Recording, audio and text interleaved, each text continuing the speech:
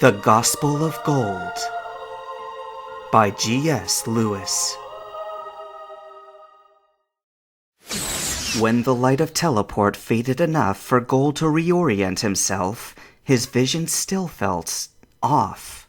He had been taken to a wide and empty-looking chamber, where the only illumination came from ultraviolet lights on the ceiling. Underfoot was an asphalt battle floor, with a horizontal line down the middle, and the signature Pokeball symbol of the League at its center. Other than the dark light, it might have been a normal room, such as Jasmine's gym. There was something else, though, something foul in the air. Gold sensed an obscure, negative sort of energy that he could never have described, for he detected it only at the very edge of his awareness. It wasn't something he could smell, taste, or feel on his flesh, yet he couldn't dismiss it. The room almost felt haunted. It lacked the presence of any entity, but the leftovers of its unrest seemed somehow to linger and ferment.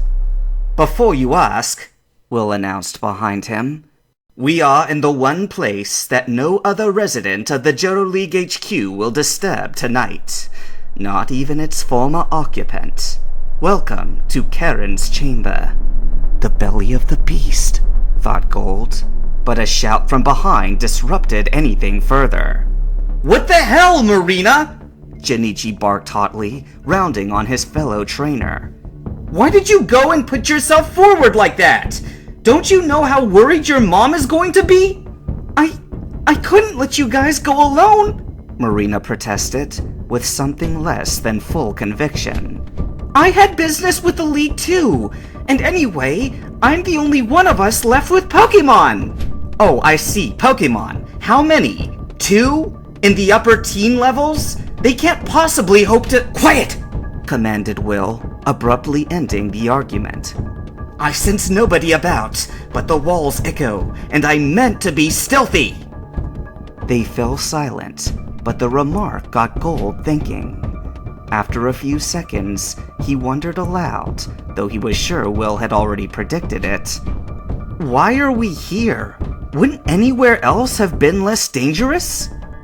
Will tensed, then seemed to deflate, cursing lightly under his breath. "I was counting on this setting to ease the negotiations," he confessed. "You unblind me, and I take you back to safety. I didn't think there'd be passengers." At that, Jinichi started forward, his body language projecting enough outrage to tackle Will again. Marina flung a Pokeball, and in a flash, Croconaw crouched between them. You despicable!" Marina spluttered, unable to properly articulate her fury. "I'll return you two for free," Will continued casually, motioning at the twin Xatu who still lingered outside their balls.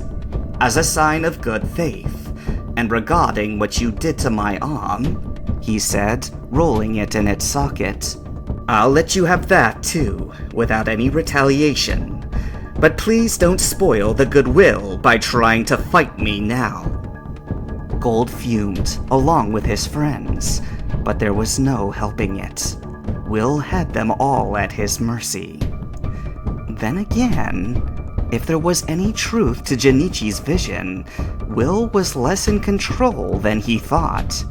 Spirit had known he would come, and so he was permitted to warp into protected territory and leave with prisoners.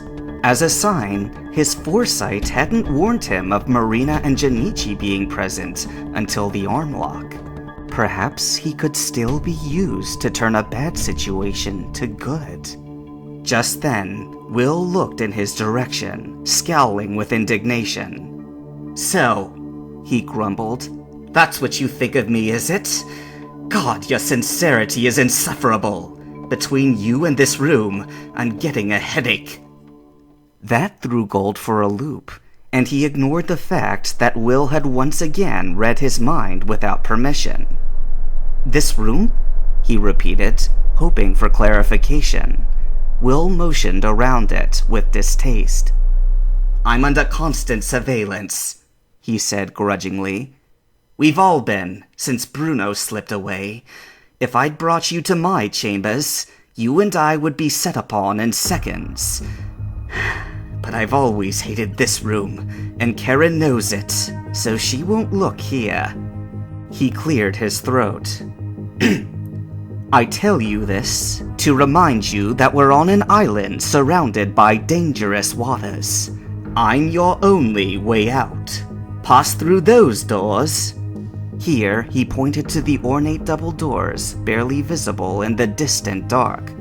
Or those doors. Now, he pointed to a smaller pair at the room's southern exit. And you'll arrive in the Champion's Chamber or Bruno's area, respectively.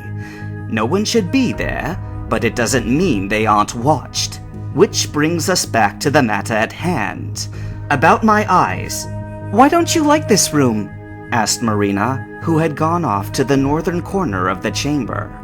Gold now saw a small screen come on, and the black silhouette of Crocona's head in front of it. Apparently, her inquisitive Pokémon had wandered away when no immediate battle was forthcoming, and discovered a sleeping PC system in the dark.